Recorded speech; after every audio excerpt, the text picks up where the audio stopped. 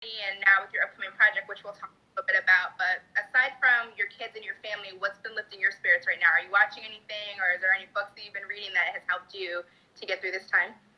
You know what? I'm really focused on this me versus me kick that I'm on right now.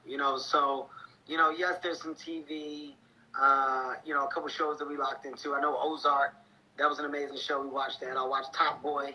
We got into that pretty heavy. I think it's called Farah, something like that. I forgot. There's another show.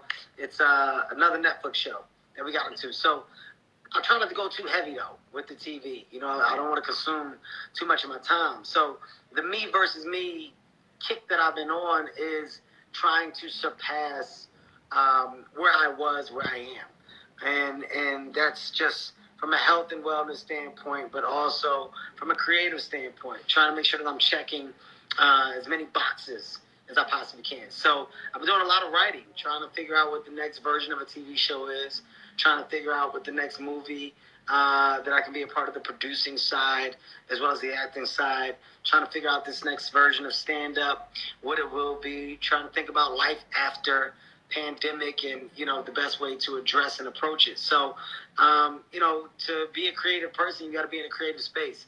So you try to maximize your potential in doing that.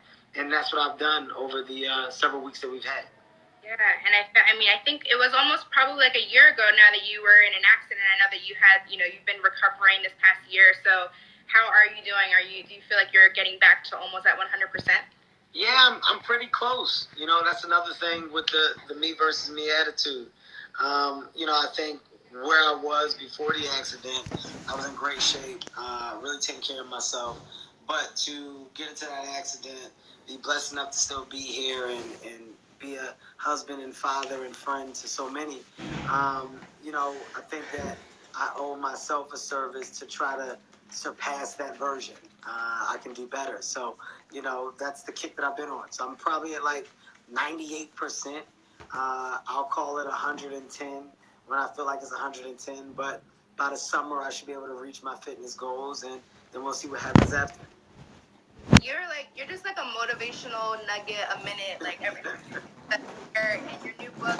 Tell us about. Well, I loved in the beginning of the audiobook you explain you're like it's not really a book, but it is an audiobook. So tell us a little bit about what the decision is and what motivated you to release it during this time. What it is?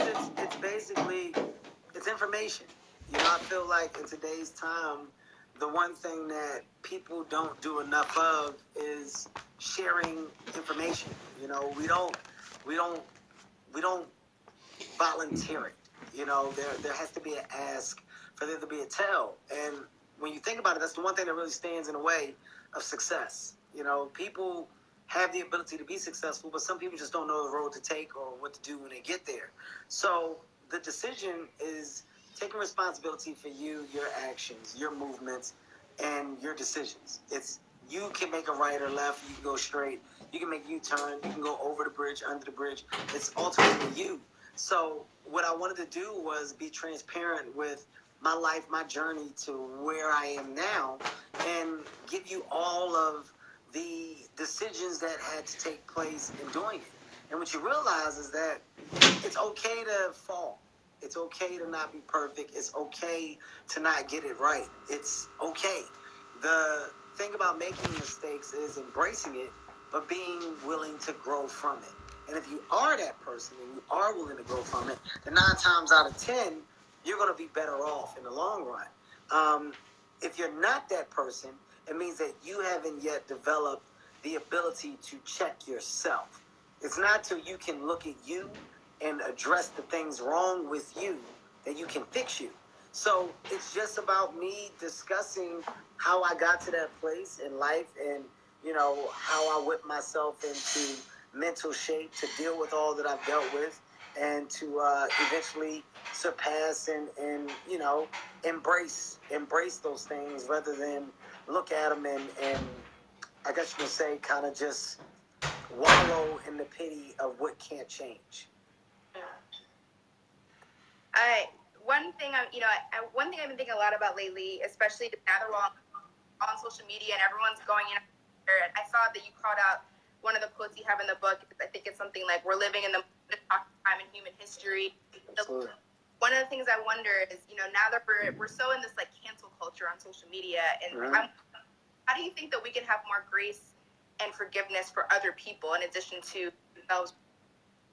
I think that right now, I think you got to get to a point where you just become more realistic, right? And what I mean by being realistic is, it's back to what I just said. Nobody's perfect. Nobody's going to be. This whole idea of a cancel culture means that you're living in a time where we're just expecting perfection, as if, people don't slip and fall down the steps, or if everybody walks straight all the time. You stumble, you trip over things you don't see. Sometimes you turn around and go a direction that you didn't think would lead you on a path that it seemed to do. It's weird to really hold people at a level that they never asked to be held at. You gotta learn. You gotta learn to act accordingly. You gotta learn to carry yourself, in a professional manner and respectful manner. And that's things that's discovered within life. If babies came out with all the knowledge, then what's the point of going from age 1 through 21? You get to 21, and there's a celebration about you now being an adult, because you spent those years being a kid doing the things that a kid's supposed to do. So you can't hold me accountable for my kid and childish behavior. At 21, when I'm now an adult, well, from 21 to 30, I was a young adult. So I didn't know what life was going to be like as an old adult. So I messed up as a young adult. You can't be, we can't be so persistent with the search and find and destroy. Although some things are warranted, and I understand, it's just us as people getting smart enough to go, you know what? Whatever has happened, but people deserve an opportunity to move on. Life isn't over because people say it is. Yeah. That's not how life works. And that's kind of what's been happening as of late. It's almost as if people determine when your in button is been pushed.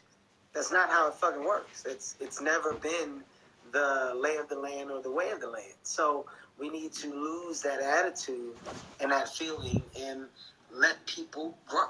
Plain and simple. That's real. And I think that gets lost a lot on social media. So I hope everybody in the comments is listening, because social media, and I talk about this in one of my chapters in the decision. It's social media has mentally warped people, right? It's mentally warped people into feeling like that's what the world is saying. You got to understand, when you read comments and you develop this level of insecurity, is based off of the thought or feelings of 10 to 30 to 100 or 200 people. Let's call it 1,000 people if you're somebody out there with a lot of followers. I'm probably at 170 to 80 million followers complete all over social media. So my comments range in that 20, 30,000 range all over. 30,000 people are a glimpse of what the world is. That's an inkling. So when you're talking about 50 or 100 negative things that you've let affect you, you're now mentally warped. You're walking outside with a feeling of what other people are thinking that aren't even worried about you, because you predetermined this. You put it in your head that this is what the world is saying. Look, and it's not true. It's not real. It doesn't exist. So if you are on social media, embrace it for the good and not the bad. There's advantages to it, and there's disadvantages to it. You're living in a negative time where people love to talk shit. People love to be negative. But guess what? They also love to be positive. But we only talk about the negative. And as people, you gotta ask yourself that. Why? Why are we only speaking about what's bad? There was a black man in Atlanta who did an amazing gesture of paying off student loans for the class of such and such, right? There was a conversation for about a day and a half.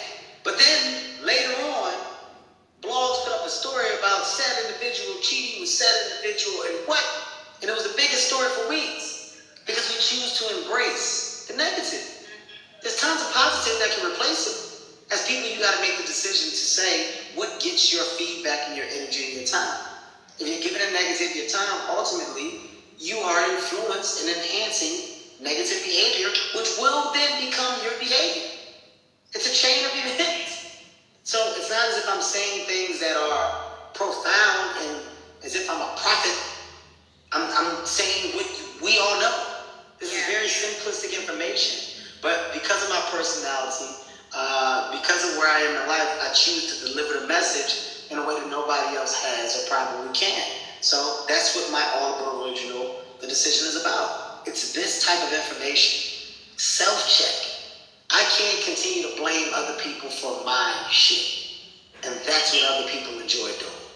We enjoy blaming others. Yeah. I didn't do that because of this. I would have did it, but such and such didn't tell me.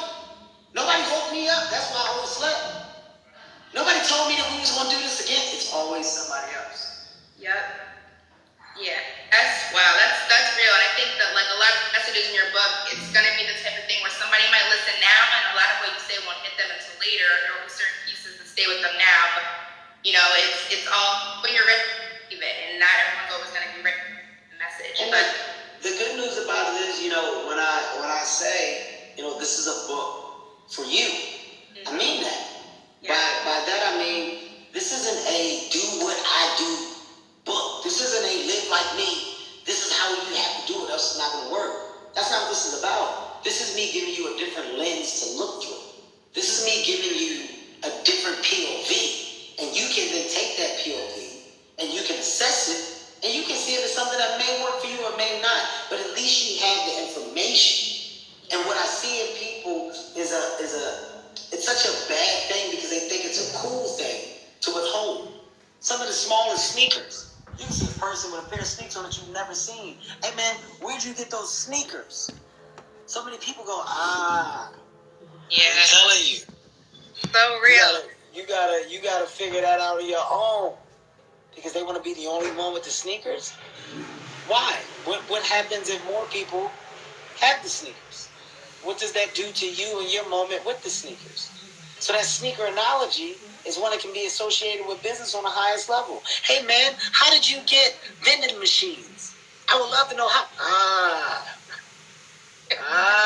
You got to figure it out. Why? Why can't you just tell me and help me so I can try to achieve some type of success as well? Information shouldn't be a secret. It shouldn't be a secret. That's so dope. That's true. A lot of it is ego. I think it's just, you know, it's fear and ego, and that you know, there's not enough room for all of us at the top. Or if you do well, I'm not going to do well. So I think that's real. A few people in the comments are asking, how can they get The Decision? How can people download it? If you guys want to get it, it's on Audible. Go to audible.com. I'm quite sure you won't miss it. It'll be right there on their landing page. I'm excited about it. Look, this is number 2 for me. You know, my first book, Life Lessons. I can't make this up. It was a New York #1 Times bestseller. And I did business with Audible because I wanted my voice to basically be a part of the book as well. And after doing that, we had so much success.